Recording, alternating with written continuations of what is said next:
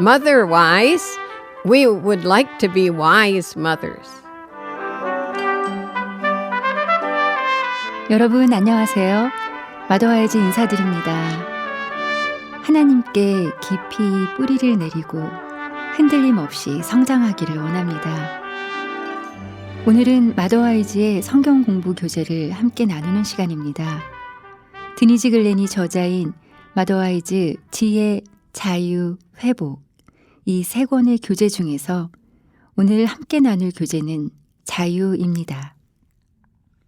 교재 자유는 어머니들을 진리 안에서 자유케 하는 5가지 원리에 대해 나와 있습니다.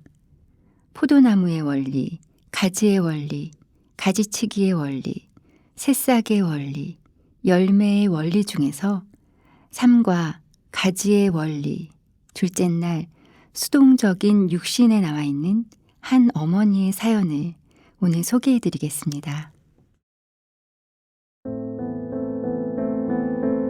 소극적인 육신의 문제를 가지고 자녀를 양육했던 한 어머니가 내게 들려준 이야기다.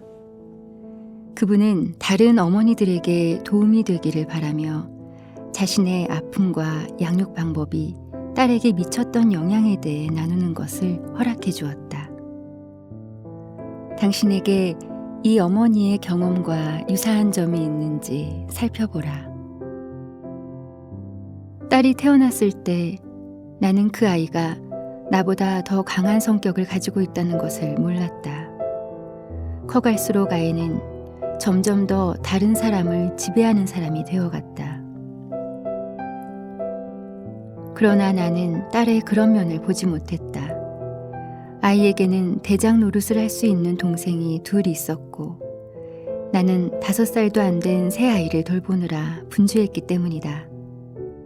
내가 딸 아이를 통제하는 것보다 그 아이가 훨씬 더 많이 나를 통제하고 있음을 안 것은 아이가 중학생이 되고 나서부터였다.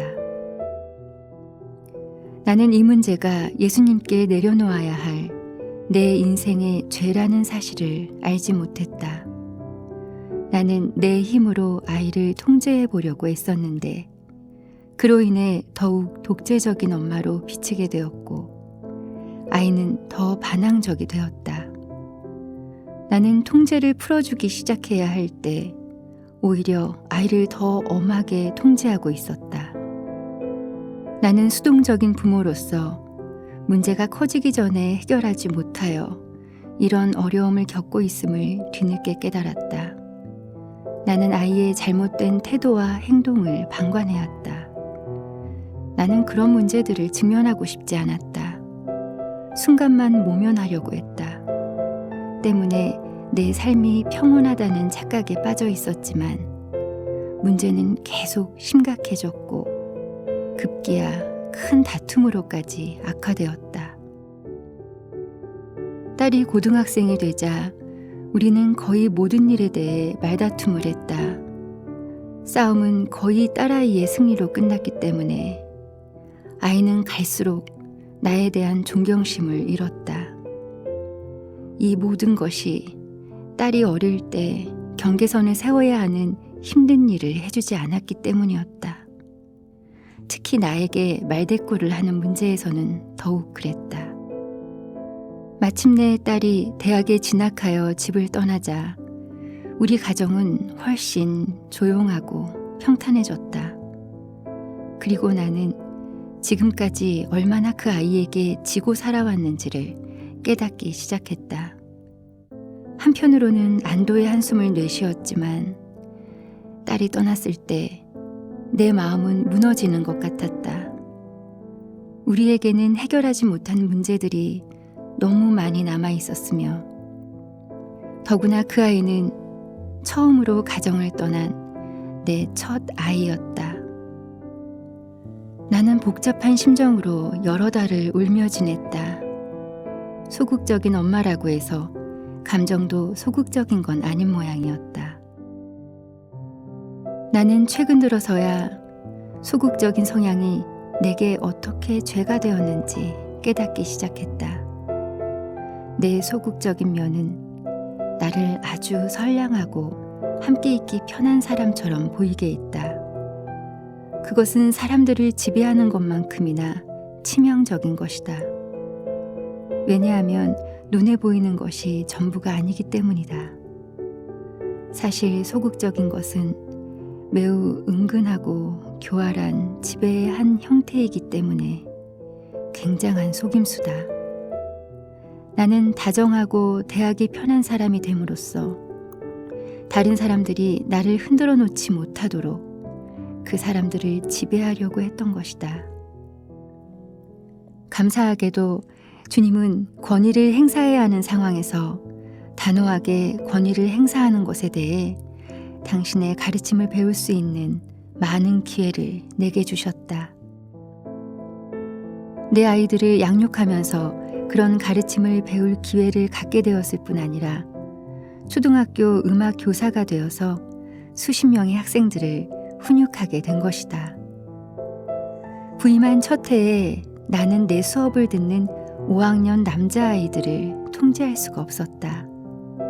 음악 시간을 재밌게 만들려는 욕심에 그만 학급을 통솔할 힘을 잃어버렸고 남학생들이 학급을 좌지우지했다.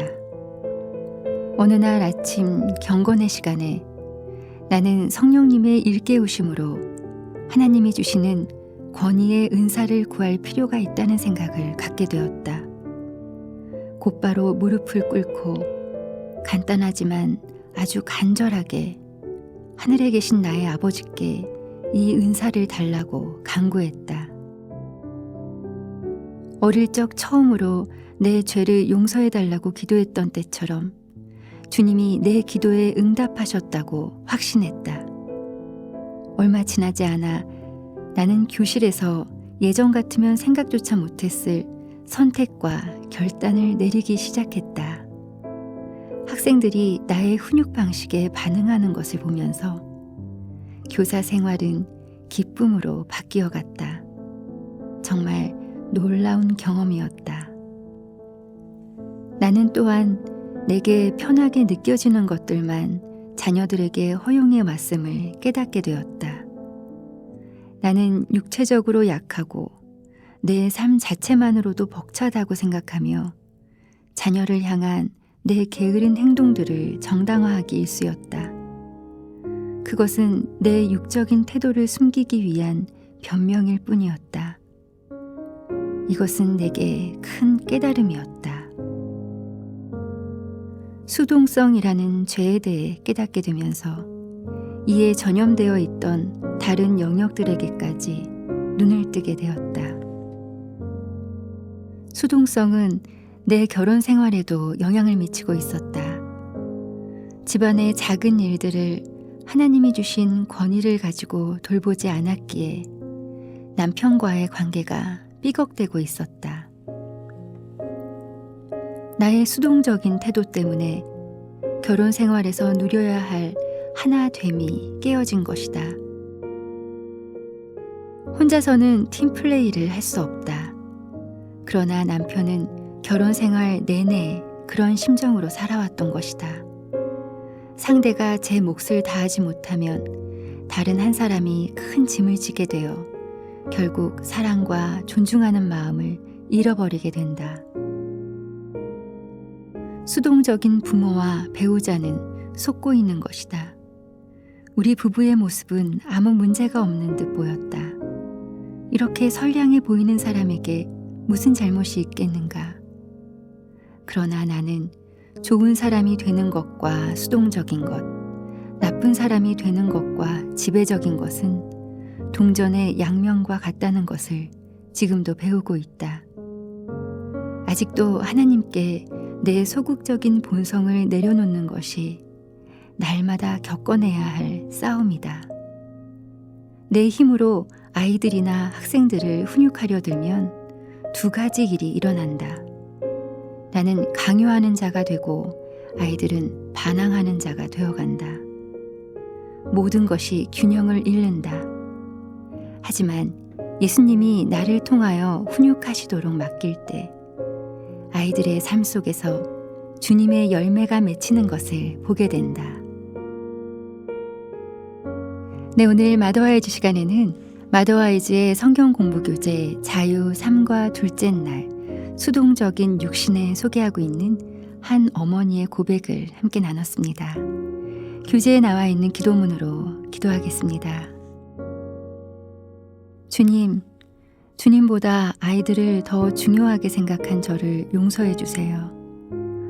또 아이들에게 수동적으로 행동해왔던 것을 용서해 주세요. 주님, 제가 부모로서 완전히 재정비되어야 할 필요가 있음을 고백합니다. 주님께서 저를 대신하여 제 안에서 그 일을 이루실 것을 믿고 맡깁니다. 예수님의 이름으로 기도합니다. 아멘. 네, 마더와이즈 시간은 여기서 인사드리겠습니다. 오늘 방송은 마더와이즈 홈페이지를 통해서 다시 들으실 수 있습니다. 함께해 주신 여러분 감사합니다. 하나님과 기쁘게 동행하는 한 주간 되십시오.